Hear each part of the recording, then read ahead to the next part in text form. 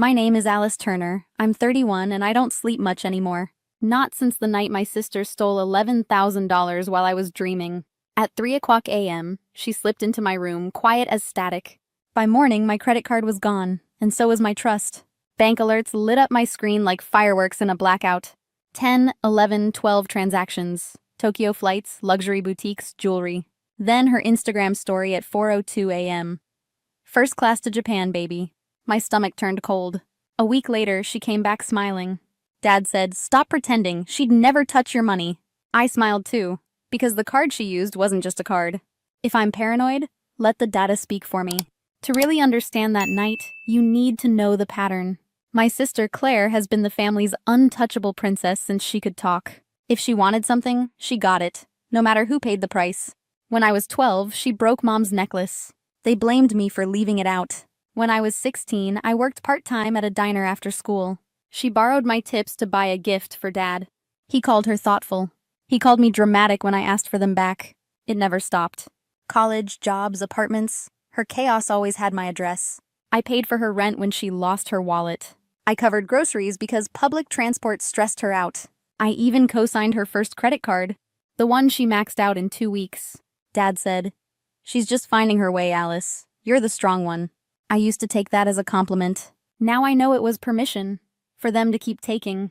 2 months before the Tokyo stunt, she cried at midnight, begging for a place to stay. "Just a few nights," she said. That few nights stretched into 2 months. She called my apartment our place and emptied my fridge. Every boundary I set became a joke she ignored. And when packages started showing up, designer sneakers, luxury makeup, imported perfumes, she smiled and said, "Don't worry, I've got it handled." I believed her. Because in my family, I was always the believer, the responsible one, the easy mark. But this time, the easy mark was keeping the receipts. The night before she stole my card, we barely spoke. I was buried in client work, coding until past midnight. Claire lounged on the couch, scrolling through Instagram with our cousin Paige. Their laughter drifted down the hall, light, careless, expensive. I remember thinking how peaceful my apartment felt when I ignored it. By 1 o'clock a.m., I shut my laptop, stretched, and went to bed. I didn't lock my door. I never had to. Not until family moved in. At 3 o'clock a.m., while I slept, she slipped in, took my wallet from the desk, pulled out my business credit card, then left, quiet as a thief in a borrowed home. The next morning, the glow of my phone woke me. Transaction alerts stacked like dominoes across the screen. Flights, hotels, luxury stores in Tokyo. My breath caught. The math was instant. Over $11,000. I froze the card, filed the report, and sat on the edge of my bed. The room looked the same, but everything in it felt violated. I had let her stay, fed her, defended her, and she'd stolen from me while I slept. I told myself maybe there was an explanation. Maybe it was Paige, maybe a mistake. But deep down, I knew. Claire didn't make mistakes. She made messes and called them lessons. I walked through my apartment like a stranger. Every corner whispered her presence. Her half-empty coffee mug, her perfume still clinging to the couch. The silence hurt more than the theft. It felt like the air itself was judging me. When I told Dad what happened, he sighed instead of listening. "Don't start drama, Alice. You know how sensitive she is." That word, sensitive, has covered every crime she's ever committed. I hung up before I said something I couldn't take back. For a week, silence. Then her return, first-class luggage, champagne smile. She walked in like she owned the air. Dad followed, already scowling at me. "Alice," he said, "stop pretending she'd ever touch your money." My voice didn't shake this time. I smiled. Because I'd built that business card with my consulting work, and I'd installed tracking on every transaction for fraud protection. Every swipe she made was logged. Every purchase recorded with time, place, and vendor ID. Claire thought she stole money. What she really stole was evidence. I didn't raise my voice. I didn't argue. I waited. Because I wasn't going to fight their denial with anger. I was going to fight it with proof. They called me paranoid. I called it preparation. A week later, I decided to stop waiting for someone to believe me. Silence had always protected Claire. This time, I wanted it to expose her. So, I invited her and Dad for dinner. Her favorite sushi. The overpriced kind she bragged about in Tokyo. I told her we needed to clear the air. She arrived glowing, wrapped in luxury and fake humility. Dad followed, already armed with disappointment. We sat around my dining table. the food steaming between us like neutral ground before a war. For 10 minutes, no one spoke. Then I leaned back, calm, almost bored. "So," I said, "about the 11,000 you spent on my business card?" Claire rolled her eyes like I'd just accused her of borrowing a pen. "Oh my God, Alice, you're still on that? You're being paranoid again." Dad set down his chopsticks. "That's enough. Stop attacking your sister." I smiled, small, deliberate. "I'm not attacking. I'm presenting." From under the table, I pulled out my laptop. One click and the room filled with light. The first slide. Claire and Paige at the airport lounge. Champagne glasses raised. Boarding passes visible. Timestamp 3:58 a.m. Dad froze mid-breath. Claire's smile vanished. Click. Next image. Her swiping my card at a Tokyo boutique. Click. Another. Her buying those same designer slippers she was wearing now. I didn't raise my voice. "I built that business from nothing. And you used it as your travel fund," Claire stammered. That's not what it looks like." "Oh, it's exactly what it looks like." I turned to Dad. "You said stop pretending." So I stopped. He tried again, voice shaking with old authority. "You can't involve the police. This is family." I leaned forward, every word sharp as glass. "Family doesn't steal in their sleep, Dad." From my bag, I pulled a sealed envelope. Inside, the official police report. Case number, bank documentation, transaction logs. "Consider this proof," I said. "The bank's already reversed the charges." Claire's face went white. You called the cops?" "No," I said softly. "I called accountability." Dad's jaw locked. "You're ruining her life." I stood up. "No, Dad. She did that herself," Claire whispered. "You'd really do this to your own sister?" I met her eyes. "No, Claire, you did this to mine." She stormed out, sobbing into her designer sleeve. Dad followed, his silence heavier than anger. When the door closed, I stayed still. The steam from the sushi faded into the quiet. The table looked like evidence, half-eaten, untouched. A graveyard of what used to be family dinners. I stacked the dishes one by one. My hands shook, not from regret, but release. The air was heavy, but it was finally honest. For the first time in years, my apartment was quiet again. But this time, the quiet meant freedom. They thought silence was submission. They forgot silence can also mean strategy. For the first 24 hours, my phone didn't stop vibrating. Claire started with texts. "You'll regret this. You've always been jealous of me." When that failed, she switched to voicemails, half crying, half screaming. "You've turned the whole family against me." Good, I thought. Let her taste what accountability feels like. By morning, Dad called. Then Mom. Then cousins I hadn't spoken to in years. Each message carried the same poison. Different voice, same guilt. "Drop the charges. She's your sister. Family shouldn't air dirty laundry." Funny, they never said that. When Claire emptied my savings, I ignored them all. But ignoring didn't silence the noise. It just shifted it to the walls. Silence has a way of screaming when you're alone. 2 days later, Detective Harris called. "The investigation's moving forward," he said. "Your sister's been contacted." I expected begging. Instead, I got nothing. That scared me more, because silence meant she was scheming. Sure enough, Paige called next. Claire's partner in crime. "Hey, Alice," she said too brightly. "She's freaking out. If this goes public, she'll never get a job again." "Maybe she should have thought about that," I replied. "And Paige? Delete your Tokyo photo dump before the detective sees it." The line went dead. That afternoon, Mom showed up at my door. No knocking, just storming in like it was still her house. "She's staying at a motel," she said. "She's humiliated. You've gone too far." I leaned against the counter. "Humiliation isn't fatal, Mom. It's just the side effect of consequence. You could have handled this quietly." "I did, for 31 years. Her face trembled. "Your father thinks—" "My father," I interrupted, "can explain to the police why he defended theft." That shut her up. Within a week, the family split in half. One side painted me heartless. The other finally admitted what I'd known all along. Claire's halo was built on stolen gold. Then came the knock. 3 weeks after the dinner. Claire in jeans and a hoodie, eyes red, voice small. "They'll drop everything if I pay you back in 6 months. But I need you to sign." I shook my head. "You'll send payments through my lawyer." No calls, no deals. Her jaw quivered. "You're really done with me, huh?" I met her eyes, calm and final. "I was done the second you took that card."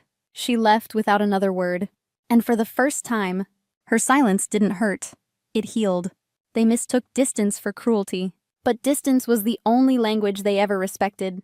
It's been 6 months since that night at the dinner table. 6 months since I stopped apologizing for protecting myself. The investigation closed quietly. Claire repaid the money in full, barely, painfully, publicly. Dad hasn't looked me in the eyes since. Mom still sends guilt disguised as concern. I don't reply anymore. My apartment feels different now. Not emptier, just mine. Every sound belongs here.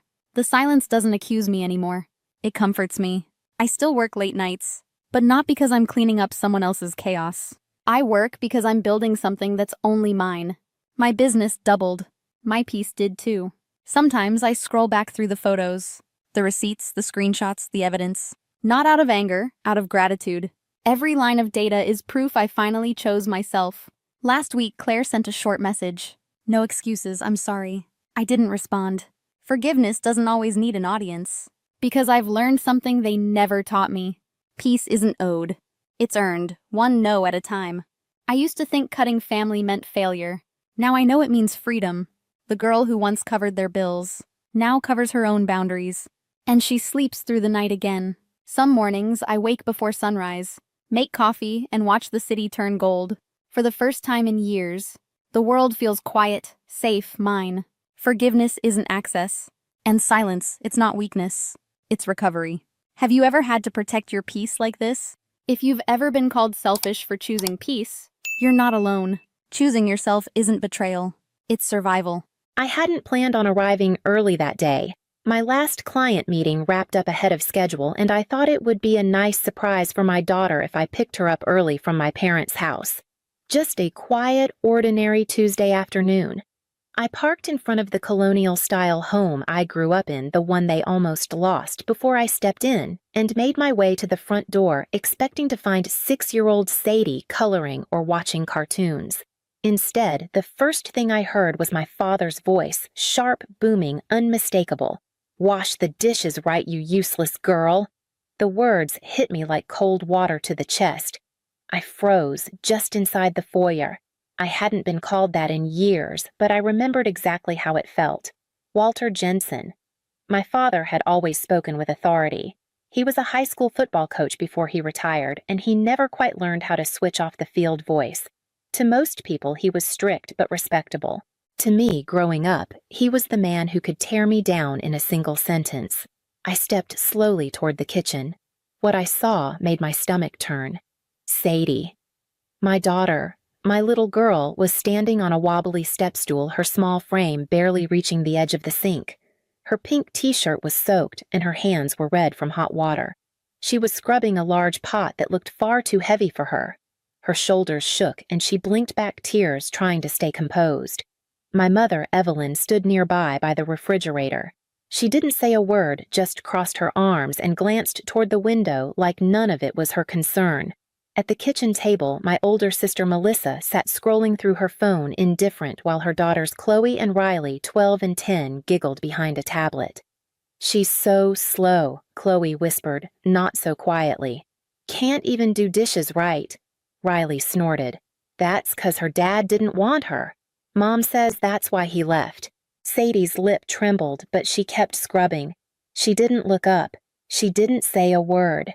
My feet stayed rooted to the floor, but inside me, something shifted. A pressure I didn't know I was still carrying started to break apart.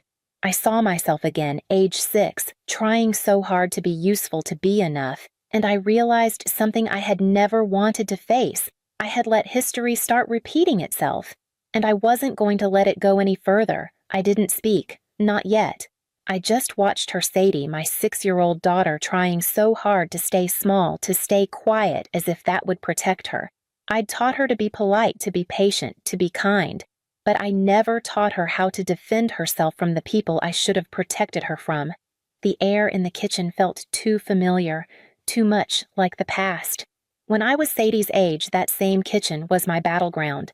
My sister Melissa, 2 years older, was the golden one, the pretty one, the one whose drawings were hung on the fridge and whose scraped knees were kissed with affection. I was smart, sure, but not in the way that counted in our house, not in the way that earned smiles. I remember my 10th birthday. I got a used paperback, the spine already cracked, while Melissa got a new bike just 2 weeks earlier because she'd been helpful. I'd spent the whole day convincing myself the gift didn't matter. That maybe love wasn't always loud or visible, but the message was clear even then Melissa shined. I stood in her shadow. Back then, my father Walter rarely raised his hand, but he didn't need to. His voice could strip the skin off your confidence. His favorite phrase when I messed up, "You're better than this, act like it," which in hindsight wasn't encouragement. It was dismissal dressed as pressure. My mother Evelyn wasn't cruel, not outright. She just disappeared in moments that counted. She'd busy herself with dishes while I cried or adjust the curtains when Dad shouted. She believed that staying silent was staying neutral. But silence, I've learned, is a decision. And now here I was, standing in the same house, hearing the same words come out of the same man's mouth. Only this time it wasn't directed at me. It was directed at my child. The realization hit me like a punch. I had brought Sadie here to the very place I once vowed never to return to emotionally. I let myself believe that because my parents offered to help with childcare, they had changed. That maybe age had softened them. But it hadn't. They hadn't changed. They had simply found someone smaller to aim their disappointment at. Sadie hadn't always been this quiet. Before the divorce, she was bright and curious, always asking questions, always singing songs she made up on the spot. But after Brent left after he packed his things and moved in with his 24-year-old assistant, she changed. We both did. Brent Jensen, my ex-husband, was charming and driven. We met at a financial conference in Chicago and married less than a year later. For a while, we believed we were building a life. Then Sadie came along and suddenly Brent discovered parenthood didn't fit his timeline. When Sadie turned 3, he said the words that would rearrange everything. I made a mistake. I'm not cut out for this. The divorce was quick, maybe too quick. He wanted out. I wanted peace. We signed papers, split assets, and agreed on a custody arrangement he rarely honored. It was just the two of us after that, me and Sadie, figuring it out as we went. I kept working full-time as a financial consultant for a firm in Boston, juggling client meetings and daycare pickups, late-night budgeting, and early morning tantrums. And when my parents offered to watch Sadie 2 afternoons a week so I could stay late at the office, I said yes. I didn't want to not at first, but I told myself it was just temporary, that they were older now, that maybe they'd be different with Sadie than they were with me. Besides, I couldn't afford a full-time sitter. Childcare in the city was brutal, and after helping my parents avoid foreclosure 4 years ago, I didn't have much wiggle room. They had fallen behind on their mortgage 3 months late when they finally admitted it. My father blamed a bad investment. My mother blamed the economy. I didn't blame anyone. I just set up the automatic payments, $2,500 every month. It was supposed to be short-term. But months became years and the payments never stopped. I never told Melissa. I never told anyone. In some twisted way, I think I still believed that maybe, just maybe, if I kept giving enough, they'd finally see me. Maybe they'd finally love my daughter the way they claimed to love me. Sadie's hand slipped. The pot clanged against the sink loud enough to make everyone flinch. Walter. My father slammed his palm down on the counter. The sound echoed through the kitchen. For God's sake, he barked. Can't you do anything right? This is why your cousins are always ahead of you. Sadie jumped, her shoulders hunched forward in that way. I remembered the posture of a child trying to disappear. She didn't cry out. She didn't move. She just stood there staring at the water running down the inside of the pot as if willing it to end. My mother finally spoke, but not to comfort Sadie. Walter, she sighed, the neighbors will hear. Not don't yell at her. Not stop talking to her like that. Just the neighbors will hear. Melissa didn't even look up from her phone. Her daughters were still giggling behind the tablet, barely paying attention or pretending not to. Chloe nudged Riley. Mom says Aunt Natalie spoils her. That's why she's so helpless. My heart knocked against my ribs. Then I heard Sadie's voice barely audible. Grandpa, it's really heavy. Walter didn't soften. Life's heavy, he snapped. Your cousins could handle dishes when they were your age, but you're just like your mother, always full of excuses. My hands clenched, my breath caught. That sentence, that tone, I had heard it 100 times, maybe more, but never aimed at someone I loved more than anything. Evelyn moved to take the pot from Sadie. She's obviously not capable, she muttered. Just let me do it. No, my father cut in. She needs to learn. Responsibility doesn't come from babying a child. Elaine thinks money solves everything. He stopped short, realizing he'd said my name instead of Sadie's. I stepped into the doorway. "It's Natalie," I said evenly. "And if you're going to lecture my daughter about responsibility, maybe don't do it standing in the kitchen of the house I've been paying for." Every head turned.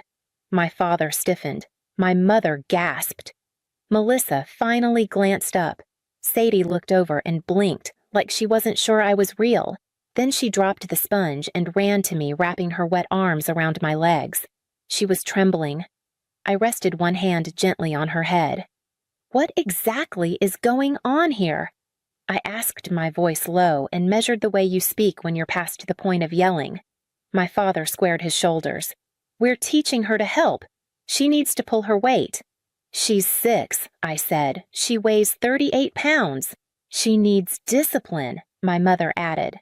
I looked around the room at Melissa, at her daughters still lounging untouched by chores, and said, "Then why is Sadie the only one who ever seems to be learning it?" Silence. That's when I knew. This wasn't a misunderstanding. It wasn't a bad day. It was a pattern. And it ended now. My father took a step toward me, not threatening exactly, but towering like he used to when I was a child and couldn't hold his gaze. "You should be grateful," he said. "We watch your kid for free while you chase your career." Grateful. I almost laughed. "For calling her useless," I said quietly. "For forcing her to do chores she's physically not strong enough for. For letting my niece call her stupid while you stood there and said nothing." "We never called her stupid," my mother snapped.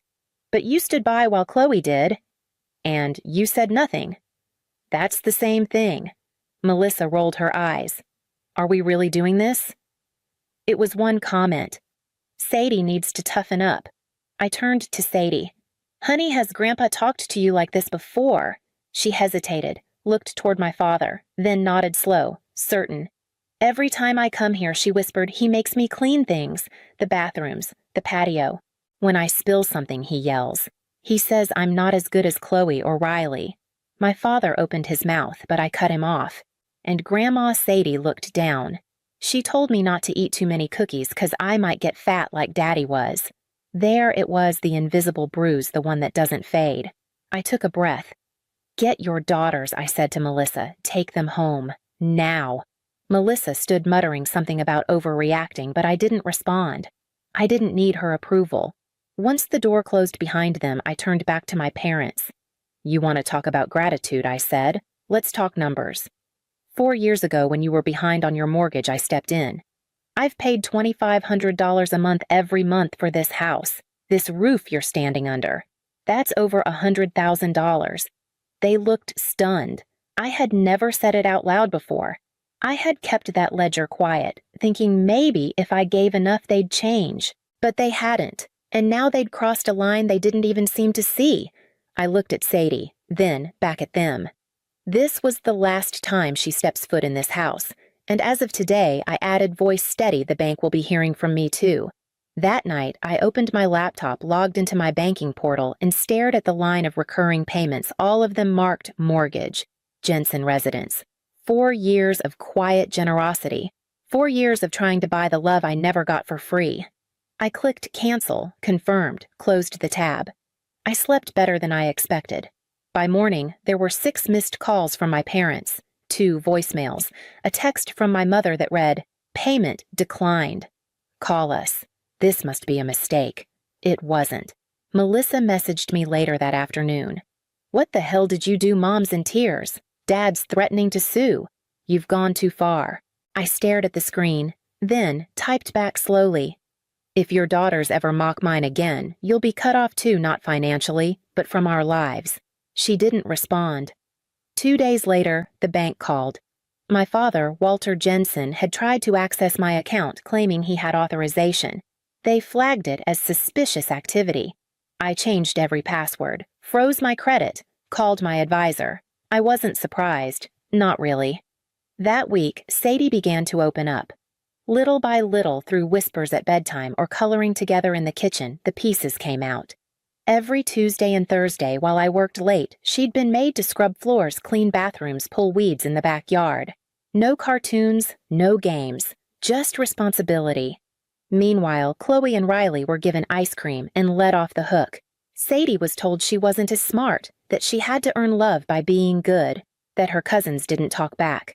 And the worst part, Grandpa said you're too busy for little things, that if I told you you'd be mad at me. That one sank deepest. They hadn't just mistreated her, they had groomed her to stay silent, just like they once did to me. That night, I sat at the edge of her bed as she fell asleep and made a promise not out loud, not for show, but in the quiet language mothers know. It ends with me. A week after I canceled the mortgage payments, my parents received a formal notice of foreclosure. I expected it. What I didn't expect was the mass email they sent to our entire extended family, a 3-paragraph manifesto claiming I'd abandoned them in their time of need over a minor misunderstanding with Sadie. The backlash came swiftly. Aunt Carol, my mother's older sister, replied all I was at Thanksgiving 2 years ago. I saw the way Walter spoke to Natalie and the way Chloe and Riley mocked Sadie while no one said a word. Maybe it's time someone held them accountable. Others chimed in too. Cousins, old neighbors, quiet people with long memories. And then came the message that stopped me cold. It was from Uncle Dean, my father's brother, someone I barely knew. Natalie, you're not crazy. Your parents have always expected someone to clean up after their mess. Your grandfather left them a sizable inheritance. It was gone in 5 years. They never saved, never planned. And when Melissa married Greg, who couldn't support them, they turned to you. I stared at the screen. So it wasn't just about me. It never had been. They were never going to stop asking, never going to stop taking, not because they needed help, but because they felt entitled to it. That night, I poured myself a glass of wine and pulled out the file folder where I kept all my financial documents. I ran the math again. 4 years of mortgage payments, utilities, groceries. I gifted them during holidays. Over $120,000. Quietly, consistently, without fanfare. And for what? So Sadie could be told she was fat. So she could be scrubbed down to fit inside their rigid mold, the same one that broke me decades earlier. I closed the file and slid it back into the drawer. Then I opened a new document on my laptop and typed the name of a therapist, Dr. Michelle Avery, recommended by Sadie's pediatrician. If we were going to break this cycle, we'd need help. Not just Sadie, me too. Dr. Michelle Avery had warm eyes and a calm presence, the kind that didn't ask you to hurry. On our first session, I barely spoke for 10 minutes before I broke down crying, not out of sadness exactly, but out of release. Like something too heavy had finally slid off my shoulders. She listened. Then she said simply, "You've spent most of your life trying to earn love from people who only valued you when you were useful." I nodded. The truth felt like a bruise someone finally acknowledged. And now she added, "They're teaching your daughter that same lesson. But here's the difference you noticed. You acted. That's where the cycle breaks." 2 days later, my parents showed up at my apartment. No warning. I saw them through the peephole, my mother clutching a manila folder, my father's mouth tight with frustration. I spoke through the door. "I'm not opening it. If you want to talk, it'll be in a therapist's office." "Elaine, this is childish," my mother snapped. "We're your parents. We need to resolve this. My name is Natalie." But I didn't correct her. That part no longer mattered. "You raised me to believe family meant obligation," I replied, calm but firm. "But I'm teaching Sadie something different." There was a pause. Then my father's voice low but biting. "You'll regret this, Natalie. We're not your enemies." "No," I said quietly. "But you're not safe right now either." They left. I stood there a long while before sitting down at the kitchen table. Sadie was at her art class and the apartment felt unusually still. That evening, I received a message from Aunt Carol. "Your mom called trying to get me to talk sense into you. I told her sense was finally what you were using." It made me smile. Not because it solved anything, but because it reminded me I wasn't alone in this. At our next therapy session, Dr. Avery asked, "What would accountability look like for your parents? Not just an apology, real change." "I don't know yet," I said. "But I know what it doesn't look like: unannounced visits, guilt-tripping, and demanding money." "Then that's your starting line," she said gently. hold it.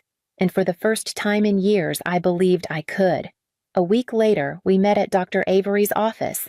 Neutral territory, neutral lighting, neutral expectations. I arrived first. Then the door opened, and there they were, my parents. Walter Jensen with his stiff posture and thinning patience. Margaret Jensen in a cardigan she wore whenever she wanted to appear softer than she felt. Dr. Avery welcomed them calmly, then laid out the ground rules. Everyone gets to speak, no interruptions. This isn't a courtroom. It's a table for truth. My father exhaled sharply. I'm here because Natalie demanded it. Let's just say what needs to be said. So I did.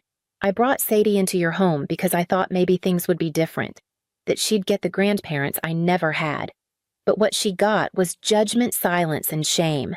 My mother interjected, "That's not fair. You're twisting." Dr. Avery held up a hand. "Margaret, you'll have time." "Let Natalie finish," I continued. "Sadie told me about the chores, the name-calling, the favoritism, how you stood by while Chloe and Riley humiliated her." My father's jaw tightened. "We were teaching her responsibility. She's too soft." "Responsibility?" I echoed. "By calling her useless, by making her scrub your floors while her cousins watched cartoons." He didn't respond. My mother sighed. "We weren't perfect, but you're making us out to be monsters. We raised 2 daughters. You raised 1 golden child and 1 emotional accountant," I said, voice steady. "You gave Melissa room to breathe. I got the pressure to perform, and now the bill to pay." Silence stretched. Then Dr. Avery asked Walter Margaret, "Can you see how your behavior might have harmed Sadie? Not just in the moment, but long term." My father muttered, "I didn't mean to scare her. I saw myself in her, the way she froze.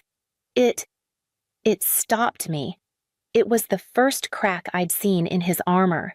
My mother swallowed hard. "I should have stopped him. I should have told Chloe to watch her mouth. I didn't, and I'm sorry." The words didn't solve everything, but they landed. Dr. Avery looked at me. "I'm not asking for perfection," I said quietly. "I'm asking for a future that doesn't cost my daughter her self-worth." And for once, they both nodded, not in agreement, but in acknowledgement. It was a beginning. In the weeks that followed, there were no grand gestures, no handwritten letters, no surprise visits, just space. And silence, the respectful kind. Dr. Avery helped us set boundaries for reintroduction. 1 short visit, public setting, no alone time with Sadie. At first, my parents bristled, but they complied. Our first meeting was at the botanical gardens near the edge of town. Sadie wore a yellow dress she picked herself. I watched her clutch her drawing pad like armor. My parents arrived on time. No gifts, no sweets, just themselves. To my surprise, Dad bent slightly to her eye level and asked, "Do you want to show me your drawings?" Sadie hesitated, then slowly flipped open her sketchbook. "This one's a tulip. The shading's not done yet." My father nodded. "I like how you started with the petals first. That's how I used to draw them too." He didn't correct her, didn't compare. Just noticed, kindly. It wasn't redemption, but it was a moment. 2 months later, we were able to meet in our apartment again. I stayed in the room, always nearby, always listening. Mom had taken to bringing Sadie a small book each visit, no candy, no bribes, just something they could read together. Sometimes Sadie said no, and Margaret accepted it. The rules were being learned. I wasn't naive. I knew this wasn't a Hollywood ending. My parents weren't different people, but they were making different choices. The house they almost lost had finally been sold. They'd moved into a modest condo near the library. Dad picked up part-time hours giving walking history tours downtown. Apparently, he'd always wanted to do that. Mom joined a community reading group. For the first time in years, they were living on their own terms. And I was, too. Sadie had started sleeping through the night again. No more whimpers, no more clinging after school. Her teacher said she was raising her hand more not to be right, but just to try. One evening, as I tucked her in, she whispered, "Grandpa didn't get mad when I dropped my juice today. He just got a towel." I kissed her forehead. "That's how it should be, baby." She smiled. Maybe people really can learn. I looked at her, my daughter, my reason. Sometimes I said it just takes someone brave enough to break the old rules, and this time I didn't mean her. I meant me. Sometimes we don't get the family we need until we become the parent we wish we had. It took me over 3 decades to understand that love isn't measured by sacrifice, but by safety, and healing isn't about changing the people who hurt us. It's about protecting the ones who come after. If you're listening and you're tired of carrying the weight, let this be your permission. You don't have to keep paying for someone else's peace. Sometimes the strongest thing you can do is walk away with grace. I used to wonder if they'd notice if I left the room. Not in a dramatic way. Not with yelling or doors slamming. Just gone. Quiet. The chair pushed back under the table, lights turned off behind me. Would they say my name? Would they ask where I went? Or would they just shift like I was never sitting there to begin with? That house had 4 people in it, but only 3 were ever really part of anything. There was my father, Richard the provider, the voice that settled every debate even when it shouldn't have. My mother, Janice, all control, and no softness, always trying to fix the family's image, but never the damage. And then there was Chase, my younger brother by 3 years, golden loud, always forgiven. He made mistakes and got second chances before the first ones even ended.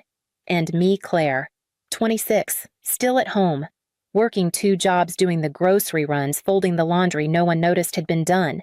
They didn't hate me. I wasn't the black sheep. I was just background. Like wallpaper in a room you walk past every day but never remember choosing. Every now and then, I'd try to insert myself. A joke at the dinner table. A question about their day. But I always got the same look from my mom, like she'd heard something buzzing near her ear and wasn't sure if it was worth swatting at. So I went back to the dishes, or my room, or my shift at the pharmacy. Some people say you can't miss what you never had, but I think that's only true when you haven't spent your whole life watching it just out of reach. And in that house, love was a room I was allowed to clean but never sit in. Chase didn't mean to become their favorite. He just was. He was the kind of boy who made a mess and got praised for being creative. The kind who forgot homework and was told he had a different learning style. He once knocked over a lamp, blamed the cat, and my dad laughed so hard he nearly cried. When I asked if anyone would help clean up the glass, my mom said, "Claire, you know Chase didn't mean it. Just pick your battles." That sentence stayed with me for years. Pick your battles. Like wanting someone to take responsibility was too much to ask. I used to think maybe if I were louder they'd notice me more. But I was never built for noise. I was steady. Got B+s. Refilled the prescriptions. Made my own birthday cake one year when they forgot the date. The closest I ever got to being seen was when Chase got in trouble and I didn't. Then it was, "Why can't you be more like Claire?" But it was never meant as a compliment. It was a threat, a measuring stick. And Chase never had to measure up, because I was the one expected to bend. Last winter, Chase wrecked the Corolla. It was the car we shared, but I was the one who paid the insurance. He had been drinking. He lied about it. My dad covered it. He told me he's still figuring things out. You were always the responsible one. Like, that excused it. I remember standing in the garage that night staring at the dented hood, my breath turning white in the air. And all I could think was, why does being good only matter when it's useful to them, Janice? My mother used to say I was reliable. That word sounded like praise when I was younger. Now it felt like a tool description. Durable. Predictable. Replaceable. Once I asked her if she ever worried about me, about how tired I looked, how much I worked. She barely looked up from her laptop. "Claire, you're not like Chase. You always land on your feet." But what she didn't see was people who always land on their feet. They learn to fall quietly. They don't cry. They don't yell. They just fold. And one day, they stop standing back up. It was a Sunday night when it happened. One of those evenings where the house was dim and quiet, but not in a peaceful way. The kind of quiet that hums with avoidance. I had just finished an 8-hour shift at the pharmacy. My feet ached. My shoulders felt like they belonged to someone twice my age. All I wanted was a cup of tea and 20 minutes without conversation. When I walked into the living room, Chase was there, of course. Sprawled across the couch, socks on the coffee table, the TV flashing colors across his face as he played another game that required 0 consequence. I didn't say anything at first. I just walked past him, but then I saw at my backpack. dumped out across the rug like someone had shaken it loose. My notebook's open pages missing, torn out, crumpled. I bent down slowly, my fingers tracing the ripped edge of a page I'd spent 3 nights perfecting. Med-term prep dosage charts, handwritten case notes from work. Chase. I said not loud, but sharp enough. He didn't even look up. Needed paper, he muttered, thumbs tapping the controller. Took some. Where is it? He shrugged. Trash, probably. I stood up, heart heavy in my chest. That was my study guide. I had patient notes in there. I stopped because I knew he wasn't listening. Finally, he looked over his shoulder, lips curled in that lazy half smile he always wore when he knew no one would hold him accountable. Relax. It's just paper. That sentence, those 3 words, landed harder than they should have. Maybe because I realized he meant it. Maybe because it was how he saw me, how they all saw me. Just paper. Something to be used, discarded, replaced. I picked up the torn pages in silence and walked toward the kitchen. I didn't say anything. Not because I had no words, but because I already knew none of them would land. Right then, my parents walked in from the garage. They were laughing. Richard had probably told one of his stories from college, the kind he only shared with Chase. Janice's hand was still holding onto his arm. They looked like a real couple, a real family, until they saw me. "What's with the face?" Richard asked, his smile already fading. I held up the notebook, fingers shaking. "Ask Chase." He tore up my notes. Just threw them out. Janice glanced toward the living room, barely blinked. "It's just paper, Claire." Chase echoed her from the couch. "Yeah, just paper." And that was when I felt it, that slow, tightening pressure behind the ribs. Not rage, not grief, just something pulling loose. A quiet thread beginning to snap. I didn't say another word. I just turned around, walked past Janice and Richard, and headed for the stairs. If they weren't going to deal with it, neither was I. But then my father's voice followed me. "You know this attitude, it's exactly why no one wants to be around you." I stopped. I turned back slowly, 1 foot still on the first step, like some part of me hadn't committed yet, like maybe I'd misheard. "What did you say?" Janice let out a sigh. The kind mothers use when they're tired of repeating themselves, though I couldn't remember the last time she'd said anything I actually needed to hear. "Claire, you always make a mountain out of nothing. You blow things up, overreact. Just let it go for once." My jaw clenched. Let it go. You let him destroy something that mattered to me, and you're telling me I'm the problem. Chase chuckled from the couch. God, you're so dramatic. I looked at all 3 of them, the way Richard folded his arms, the way Janice's eyes flicked to the floor like even she didn't want to be in the room anymore. The way Chase leaned back, arms behind his head like a king in his living room throne. I hadn't raised my voice. I hadn't thrown anything. But they looked at me like I was dangerous. "You act like I'm difficult," I said, my voice steady now, too steady. "But you don't even see what's happening. You let him walk all over me, and when I speak up, I'm the problem." Richard's tone flattened. "Because he's not the one always complaining. That one hit hard, but not as hard as what came next." Chase tilted his head, gave that little smirk again. Then, like he was offering a casual observation about the weather, he said, "We don't need you here." Silence. That's all there was. No gasp from Janice, no correction from Richard, not even a chuckle to say, "Come on, that's too far." They just stood there. Didn't blink, didn't flinch, didn't disagree. Richard looked down at his watch. Janice shifted her weight like her feet hurt. Chase picked up the controller again. And that was it. That was the moment. Not a knife. Not a shout. Just that cold, casual sentence, and the way no one thought it needed correcting. I didn't argue. I didn't scream. I didn't demand they take it back. I just breathed. Something in me, something I had spent 26 years holding together, let go. I walked up the stairs without a sound, packed a duffel bag with the things that were mine. Not much. A few clothes, the charger, my license, a ring from my grandmother they always said would go to Chase, but she had slipped it into my hand before she passed. No one followed me. No one knocked on the door. I walked back down the stairs, past the living room, past the people who raised me but never saw me. And as I reached the front door, I heard the TV turn back up. That was the last sound I heard in that house. I didn't have a plan.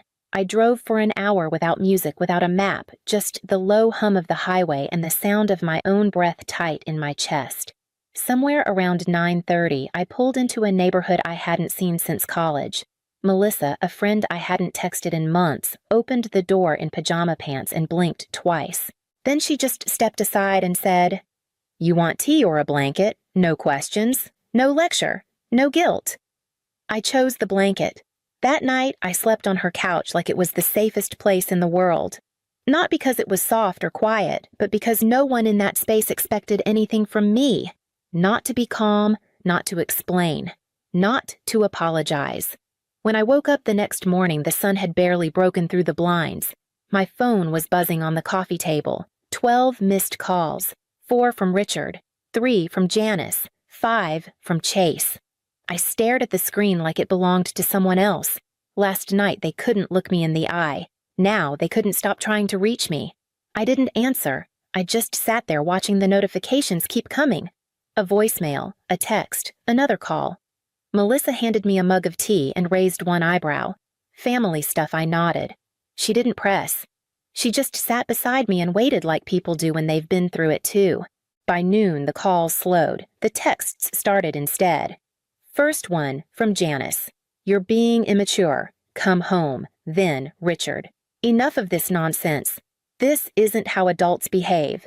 I almost laughed. I had walked out without yelling, without slamming a door, and they still called it a tantrum. They didn't miss me. They missed the help. Then another text came in.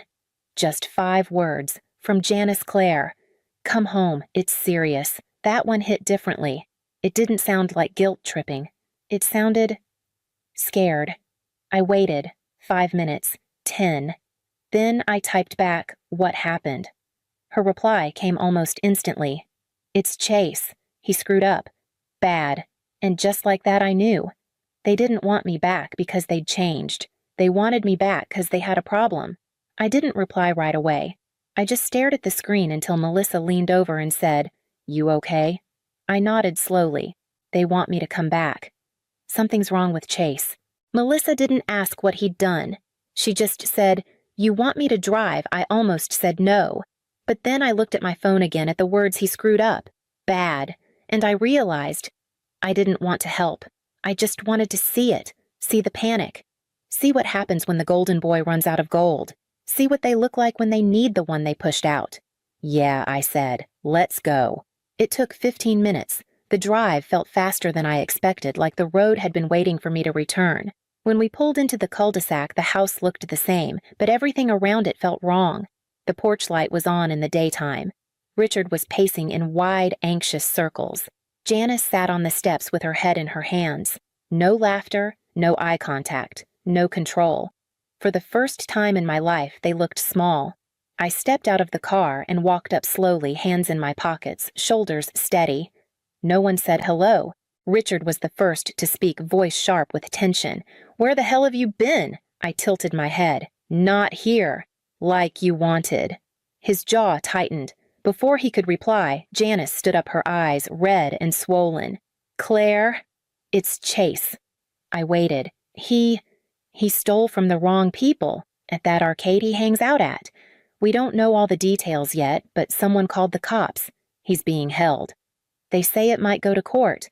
I folded my arms. "And what does that have to do with me?" Janice hesitated. "We need money, bail, a lawyer, something. We need your help." There it was. Not "we miss you," not "we were wrong." Just "we need." I looked at both of them, really looked. The people who taught me to disappear unless I was useful. And now here they were, digging through the rubble of their golden child, trying to find a way out. "Let me get this straight," I said quietly. "You told me I was unwanted. You stood there while Chase said I didn't belong. And now that he's in trouble, I'm suddenly family again." Richard rubbed a hand down his face. "This isn't about all that. This is about Chase. He needs help." Janice's voice cracked. "Please. We can talk about everything else later, but right now we need to get him out." I paused. "How much bail is 10,000?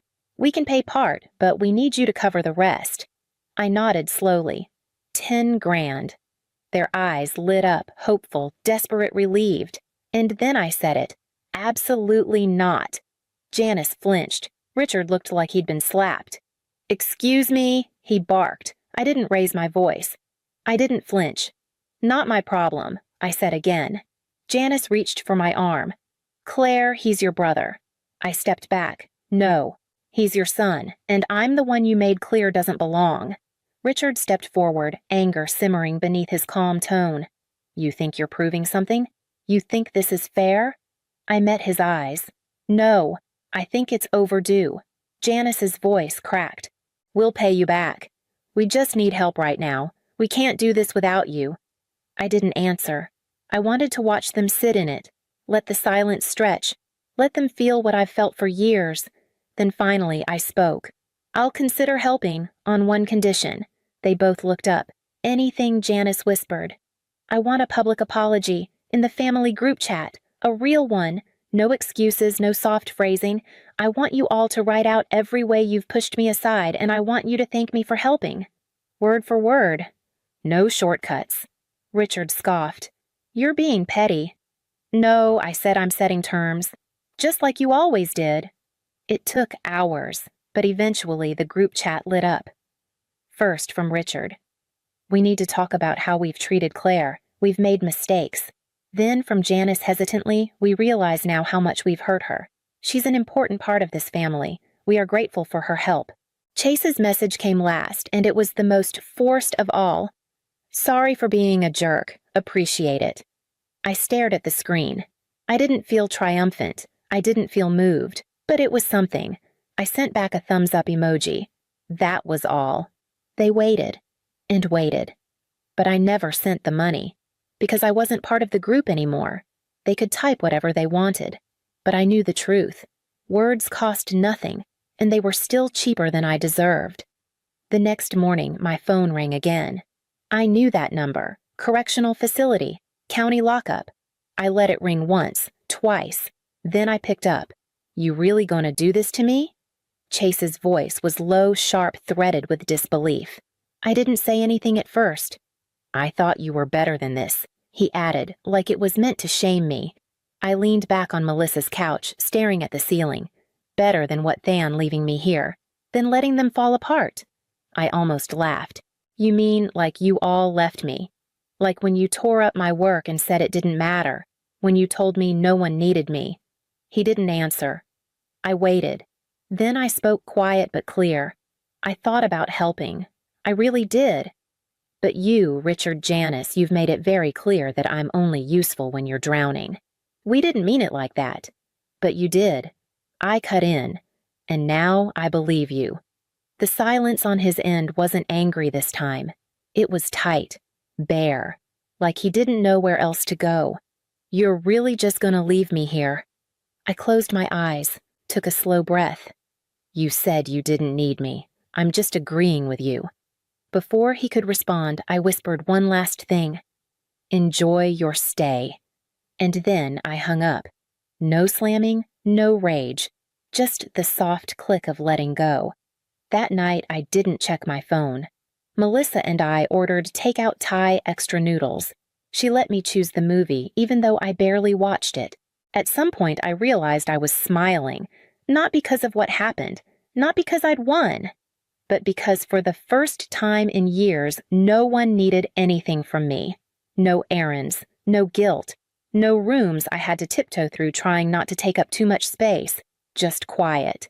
And noodles. And a couch that didn't sigh when I sat down. I didn't feel triumphant. I didn't feel powerful. I felt light. Like I'd taken off something heavy I didn't even know I was wearing. Later, as I sat by the window watching a streetlight blink over the sidewalk, I thought about how peace feels different when you're not performing it.